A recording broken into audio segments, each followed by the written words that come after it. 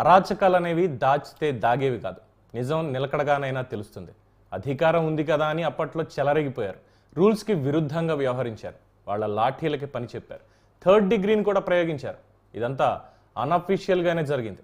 ఏ department కనుసన్నల్లో ఇదంతా సాగిందో అదే సిబ్బంది బాస్ ఆదేశాలతోనే కొట్టామని తాజాగా వాంగ్మూలం ఇచ్చేశారు. దీంతో ఏపీలో మరో ఐపీఎస్ మెడకి ఉచ్చు బిగిసింది. ఆయన ఎవరో కాదు, జగన్ పాలనలో ఆయనకి అత్యంత సన్నిహిత అధికారిగా పేరొందిన నాటి CID chief Sunil Kumar PV. కాళ్ళు వాచిపోయేలా దెబ్బలు తినింది నాటి నరసాపురం ఎంపీ, ప్రస్తుత ఉండి ఎమ్మెల్యే కనుమూరు రఘురామకృష్ణరాజు. ఇది ఇవాళ స్పెషల్ డ్రైవ్. ఇప్పటికీ గుర్తుంది ఆ రోజు ఏం జరిగింది అనేది. 2021 హైదరాబాద్లో ఆయన నివాసంలో ఆయన పుట్టినరోజు నాడున మే 14న సిఐడి పోలీసులు అసలు అనుమతి ఎవరిచ్చారు, ఎలా ఇచ్చారు ఏంటి తెలియకుండా ఆయన మీద రాజద్రోహం కేసు పెట్టి ఆయన అరెస్ట్ చేశారు. అప్పుడున్నటువంటి పరిస్థితిని ఒకసారి మళ్ళీ పునశ్చరణ చేసుకుంటే, కరోనా టైం, లాక్డౌన్ నడుస్తోంది. ఆంధ్రప్రదేశ్ తెలంగాణ బార్డర్లో ఆంధ్రప్రదేశ్ నుంచి కనీసం అంబులెన్స్ని కూడా హైదరాబాద్లోకి అడుగు పెట్టనివ్వలేదు నాటి పాలకులు. కానీ హైదరాబాద్కి సిఐడి పోలీసుల బృందం ఆంధ్రప్రదేశ్ నుంచి హుటాహుటిన వచ్చేసింది. ఎలా వచ్చారు, ఎవరు పర్మిషన్ ఇచ్చారు, ఏ కోర్టులో పర్మిషన్ తీసుకున్నారు తెలియదు. వై కేటగిరీ సెక్యూరిటీలో ఉన్నటువంటి రఘురామకృష్ణరాజు గారిని అరెస్ట్ చేసి రాజద్రోహం కేసు కింద ఆయన్ని తీసుకెళ్లారు. ఎక్కడికి తీసుకెళ్తున్నారో కూడా ముందు తెలియదు. సాయంత్రానికి తెలిసింది ఆయన్ని గుంటూరు తీసుకెళ్లారు సిఐడి ఆఫీస్కి అని చెప్పి. సరే, కోర్టులో ప్రొడ్యూస్ చేశారా లేదా ఇవన్నీ అనవసరం. కస్టోడియల్ టార్చర్ మొత్తానికి జరిగింది. ముసుగులేసుకొని మరి రఘురామకృష్ణరాజు గారు సెటైరిక్గా చెప్పారు అనుకున్న అప్పట్లో ఒక పొట్టోడు, నలుగురు ఉన్నారు, మొత్తం ముసుగులేసుకొచ్చారు. ఒకడు వీడియో కాల్ చేశాడు. ఆ వీడియో కాల్లో చూసింది జగన్మోహన్ రెడ్డే అని చెప్పి ఎన్నిసార్లు చెప్పినా ఆయన మాట పట్టించుకున్న వాళ్ళు ఎవరు? ఒక ఎంపీ, మెంబర్ ఆఫ్ పార్లమెంట్, అదేదో రాజ్యసభకు పంపించింది కాదు, నరసాపురం ప్రజలు ఎన్నుకున్నటువంటి ఎంపీ. ఆయన మీద జరిగితే కనీసం పార్లమెంట్లో ఉలుకు పలుకు లేదు. సరే, ప్రధాని ఆదేశాలతోటి మొత్తానికి ఎంక్వైరీ అయితే నడిచింది. సికింద్రాబాద్ హాస్పిటల్లో, మిలిటరీ హాస్పిటల్లో ఆయనకి టెస్టులన్నీ జరిగాయి. ఫ్రాక్చర్ నిజమే, కస్టోడియల్ టార్చర్ నిజమే అని తేల్చారు. గుంటూరు జీజీహెచ్ వైద్యులు ఇచ్చినటువంటి నివేదిక తప్పుడు నివేదికే అని తెలిసింది. మరి దాన్ని ఏ విధంగా వాళ్ళు మ్యానిపులేట్ చేశారు అంటే ఒక్కటే ఆన్సర్, అధికారం మా చేతిలో ఉంది, మా ఇష్టం, మేము ఏం చేసినా పడాల్సిందే. ఇది అప్పుడు వచ్చినటువంటి సమాధానం. సో ఇప్పుడు వాళ్ళ పాపాలన్నీ కూడా పండాయి. ఎవరైతే సిఐడి అధికారులు ఉన్నారో, రఘురామకృష్ణరాజు గారి కేసులో పాల్గొన్నటువంటి వాళ్ళు, అక్కడ ఉన్నటువంటి సిబ్బందిని విచారిస్తే కోర్టు అనుమతితోటి, ఇప్పుడు కూటమి ప్రభుత్వం వచ్చింది కాబట్టి వాళ్ళ కనుసన్నల్లో కూడా ఇదంతా పకడ్బందీగా జరుగుతోంది విచారణ అనేది, మొత్తం అక్రమాలన్నీ బయటికి రావాలని. ఆ నేపథ్యంలో సిఐడి వాళ్ళని ఎంక్వైరీ చేస్తే నిజమే, ఆ రోజు మా చీఫ్గా ఉన్నటువంటి పివి సునీల్ ఇదంతా చేయించారు అని చెప్పి స్టేట్మెంట్ ఇచ్చారు.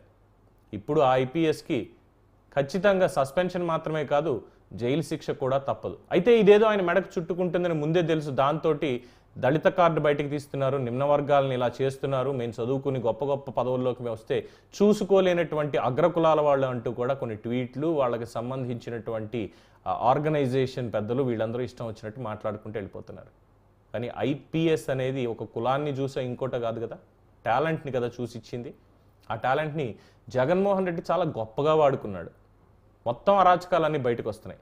సో ఒప్పుకున్నారు, అవును కొట్టాం, ఒప్పుకున్నాం, ఇక శిక్షలు మాత్రమే మిగిలి ఉన్నాయి. సో ఇదే అంశానికి సంబంధించి ముందు ముందు అసలు ఏం జరుగుతుంది, ఏం జరగబోతోంది అన్న విషయాలు తెలియజేయడానికి ప్రముఖ న్యాయవాది నౌమిన్ మనతో అందుబాటులో ఉన్నారు. వారిని అడిగి తెలుసుకుందాం. నౌమిన్, నమస్కారం. నమస్కారం పవన్ గారు.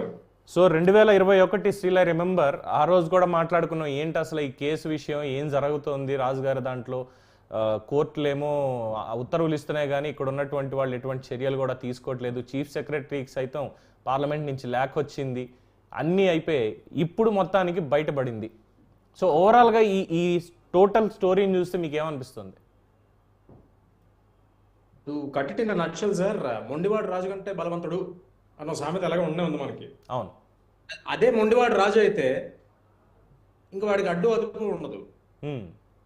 మామూలు మొండివాడే రాజు కన్నా బలవంతుడు. అదే మొండివాడు రాజు అయ్యాడు అనుకోండి, ఆంధ్రప్రదేశ్లో జరిగింది అదే. కంటెంప్ట్ కేసులు, ఎన్ని కేసులు, ఎన్ని డైరెక్షన్స్, కోర్టు మాట ఏ రోజున్నా విన్నారా వీళ్ళు? జరిగిందే లేదు గత 5 సంవత్సరాల్లో. So to come to Raghuramakrishnaraju గారి మ్యాటర్ దగ్గరికి వస్తే ఆయన ఓ 50 మంది పోలీసులు వచ్చారు, ఎత్తుకెళ్ళిపోయారు, ఎక్కడ తీసుకెళ్తున్నారో తెలియదు, తీసుకెళ్ళిపోయారు, అయిపోయింది. సో మొత్తానికి ఏదో చేశారు, సిఐడి ఆఫీస్లో కొట్టారు, ఏవో రబ్బర్ బ్యాట్లు ఇచ్చుకొని లాఠీలు ఇచ్చుకొని కొట్టారు, ముందు కూర్చొని కొట్టారు, వెనక్కి కూర్చొని కొట్టారు, మంచాలు విరిగిపోయి, ఇవన్నీ ప్రజలకు తెలియదు కాదు. తర్వాత హైకోర్టుకి హౌస్ మోషన్ మూవ్ చేసి వెళ్ళారు. అవును. సీనియర్ కౌన్సిల్ ఆదినారాయణ గారు, ఉమేష్ చంద్ర వీళ్ళిద్దరూ కలిసి హైకోర్టుకి హౌస్ మోషన్ మూవ్ చేసి వెళ్తే వాళ్ళు అన్నారు, హైకోర్టు ఉత్తర్వులు ఏమి ఇచ్చిందంటే 2 హాస్పిటల్స్లో మెడికల్ ఎగ్జామినేషన్ చేయించమంది. ఒకటి రమేష్ హాస్పిటల్, ఒకటి గుంటూరు గవర్నమెంట్ హాస్పిటల్. అది మెజిస్ట్రేట్ కోర్టు ఇచ్చినట్టుంది ఆర్డర్. వాళ్ళు ఏం చేశారు, గుంటూరు గవర్నమెంట్ హాస్పిటల్లో మాత్రం చేయించారు, రమేష్ హాస్పిటల్లో మెడికల్ ఎగ్జామినేషన్ చేయించలేదు. అవును. గుంటూరు గవర్నమెంట్ హాస్పిటల్లో ప్రభావతి గారు అని అప్పుడు మెడికల్ సూపరింటెండెంట్ ఉండేవాళ్ళు, ఆవిడ ప్రభావితం చేశారని రఘురామకృష్ణరాజు గారు అంటూ ఉంటారు. యా, ఎవరు ఇట్స్ చేశారో ప్రూవెన్, తెలియదు. ఇట్స్ ఆల్రెడీ ఎవరు- proven. It is already proven. అప్పుడు ఇక్కడి నుంచి సుప్రీంకోర్టుకు వెళ్ళారు. సుప్రీంకోర్టుకు వెళ్ళి 2 రోజులు ఆర్గ్యుమెంట్స్ అయ్యాక మిలిటరీ హాస్పిటల్ సికింద్రాబాద్కి ఆయన వెంటనే షిఫ్ట్ చేసి, మిలిటరీ హాస్పిటల్లో ఒక ముగ్గురు ఆర్మీ డాక్టర్స్తో ఒక కమిటీ ఫామ్ చేసి ఆయనకి ఎంఆర్ఐలు మెడికల్ టెస్టులు అన్నీ చేసి, that to the presence of judicial officer who is registrar general of the Telangana high court. Correct. ఆయన ఇప్పుడు మద్రాస్ హైకోర్టు జడ్జిగా ఉన్నారు. ఆయన హైకోర్టు జడ్జిగా ఎలివేట్ అయ్యారు. ఆయన జస్టిస్ నాగార్జున గారు అని అప్పుడు ఉండేవాళ్ళు. అవును. ఆయన సమక్షంలో ఈ టెస్టులన్నీ చేసి, ఆ టెస్ట్ మొత్తం వీడియోగ్రాఫ్ చేసి సీల్డ్ కవర్లో సుప్రీంకోర్టుకు అప్పచెప్పారు. ఆ మెడికల్ రిపోర్ట్లో ఏమొచ్చిందంటే ఆయన ఎడంకాలు చిట్లిన వేలు విరిగింది అని వచ్చింది. అంటే వీళ్ళు ఎంత బరితెగించారంటే ఆ మెడికల్ టెస్టులు రిపోర్ట్లు వచ్చాక కాళ్ళ మీద నెత్తుటి చారులు ఉన్నాయంటే ఆయనకి సోరియాసిస్ ఉంది అని ప్రచారం చేశారు. అవును. వేలు విరిగింది అంటే ఆయనే కొట్టుకున్నాడని ప్రచారం చేశారు. ఆయనకి షుగర్ కూడా ఉంది, అంతకుముందే ఇది స్టంట్ వేశారు కాబట్టి దాంతో ఎడిమా వచ్చింది, దానివల్ల ఇలా ఉంది అని బైపాస్ చెప్పారు. అయింది, 4 గ్రాఫ్ట్లు వేశారు. అంటే కాదు, ఆయనకి బైపాస్ అయింది. డిసెంబర్లో బైపాస్ అయింది, మేలో ఇది జరిగింది సార్. అవును. 4 గ్రాఫ్ట్లు కూడా వేశారు. ఆ 4 గ్రాఫ్ట్లు వేసి ఆ స్టెర్నమ్ ఇంకా కోలుకోకుండానే ఒక పోలీస్ అతను వచ్చి గుండెల మీద కూర్చుని దబా దబా కొట్టడం మొదలెట్టి, ఇవన్నీ these are all matters of public record. మనం వాళ్ళు కొత్తగా చెప్పవలసిందేం లేదు. ఇప్పుడేంటంటే గత 3 సంవత్సరాల నుంచి సుప్రీంకోర్టు నుంచి హైకోర్టు దాకా పోరాడుతూ వచ్చాం మనం. లైవ్ ఇవ్వడం కుదరదు. హలో పవన్ గారు, వినిపిస్తుందా? సో ఆయన విజువల్స్ మళ్ళీ ఒకసారి చూస్తుంటే ఆ రోజు ఎలా జరిగింది ఏంటి అనేది కళ్ళకు కట్టినట్టు ఇప్పటికీ కూడా, అంటే ఒక పీడకలు అంటాం కదా, అలాగా. అంటే ఒక ఎంపీగా ఎన్నికైనటువంటి ఒక వ్యక్తికి ఈ స్థాయిలో జరిగిందంటే, ఫార్మర్ ఎంపీ కూడా కాదు, సిట్టింగ్ ఎంపీ. ఎస్, వాళ్ళ పార్టీ ఎంపీకే వాళ్ళు అలాంటి ట్రీట్మెంట్ ఇచ్చారంటే ఇంకా వాళ్ళ బరితెగింపుకి ఇదేం చేస్తాం? అంటే దాదాపు ఏంటంటే ఆయన మూడు నెలల పాటు నడవలేకపోయారు. కొన్ని నెలల పాటు నడవలేకపోయారు ఆయన. సో అక్కడ ఇప్పుడు వీళ్ళు చెప్పేది ఏంటంటే, ఎస్, వీడియో కాల్ అనేది వెళ్ళింది, వాళ్ళ చీఫ్కి చూపించారు. చీఫ్ ఇన్ ద సెన్స్ ఇప్పుడు మనం అనుకోవాలంటే ఇదేదో ఊహాజనితంగా జరిగిందో ఇంకోటని కాదు, డైరెక్ట్గా జగన్మోహన్ రెడ్డికే ఇదంతా కూడా కాల్ చేసి మరీ చూపించారు అన్నదైతే స్పష్టం అవుతుంది వీళ్ళు ఇచ్చినటువంటి స్టేట్మెంట్స్ తోటి. అది రాజుగారు మొదటి నుంచి చెప్తున్న అభియోగం. మొదటి నుంచి చెప్తున్నది రఘురామకృష్ణరాజు గారు ఏంటంటే, వీడియో కాల్ చేశారు. అప్పటి డీజీ సునీల్ కుమార్ సిఐడి ఉన్నారు కదా, అవును, ఆయన చేశారో మరి ఎవరు చేశారో వీడియో కాల్ చేశారు, సబ్జెక్ట్ కరెక్షన్. వీడియో కాల్ చేస్తే పెద్ద ఆయన చూశాడు అనేది అప్పటి నుంచే ఆయన చెప్తున్నారు. కాకపోతే ఇప్పుడు ఏమైందంటే గవర్నమెంట్ మారేసరికి నిజాలు బయటకు వస్తున్నాయి. ఎఫ్ఐఆర్ రిజిస్టర్ అయింది. ఎఫ్ఐఆర్ రిజిస్టర్ అయ్యేసరికి ఒక్కొక్కరికి భయం పట్టుకుంది. దీనికి ప్రెల్యూడ్ ఏమిటి అంటే, ముగ్గురు పోలీస్ ఆఫీసర్లు సస్పెండ్ అయ్యారు ఐపీఎస్లో. అవును. ఏ కేసులో సస్పెండ్ అయ్యారు సార్ వాళ్ళు? జత్వానీ కేసులో. జత్వానీ గారి కేసులో సస్పెండ్ అయ్యారు. ఎందుకు సస్పెండ్ అయ్యారో కూడా చెప్తా మీకు. ఆ కేసులో జరిగింది కూడా చెప్తాను. ఇవాళ సాయంత్రం 6 గంటలకు టికెట్ బుక్ చేసుకొని బాంబే వెళ్ళిపోయారు వాళ్ళు, ఆ ముగ్గురు.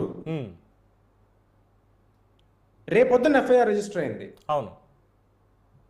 అంటే వీళ్ళకి ఏం దేవుడు కల్లోకి వచ్చి చెప్పాడా రేపు పొద్దున ఎఫ్ఐఆర్ రిజిస్టర్ అవుతుంది ఆవిడ ఎత్తుకొచ్చేయడానికి మీరు వెళ్ళిపోండి అని.